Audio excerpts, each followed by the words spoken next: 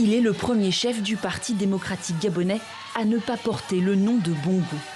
Blaise Louembé, 64 ans, a pris jeudi dernier la tête de la formation historique. Nous ne pouvons pas faire de la politique spectacle.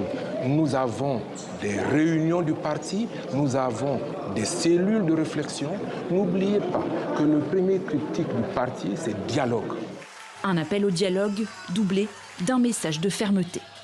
On prendra les dispositions nécessaires pour pouvoir arrêter le désordre, arrêter la cacophonie. Car depuis la chute de l'ex-président gabonais Ali Bongo il y a 1 an et demi, les cadres de la formation sont divisés. D'un côté, Blaise Louembé et son équipe, ils se réclament de l'héritage du père, Omar Bongo, fondateur du PDG. De l'autre, des membres proches du fils, Ali.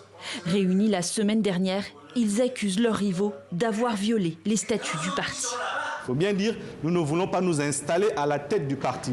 Nous voulons simplement que la légalité revienne.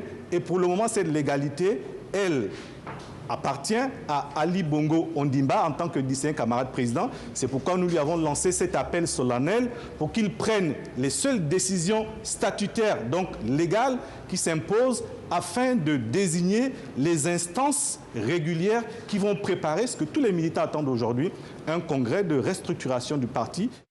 Une scission qui semble difficilement surmontable, mais qui était attendue, estime ce connaisseur de la politique gabonaise. À la différence de 2009, où le Parti démocratique gabonais était plus ou moins préparé à la disparition du président fondateur, et donc le parti a pu relativement bien gérer avec la succession à la tête du parti d'Ali Bongo Ondimba, puis son élection à la présidence de la République.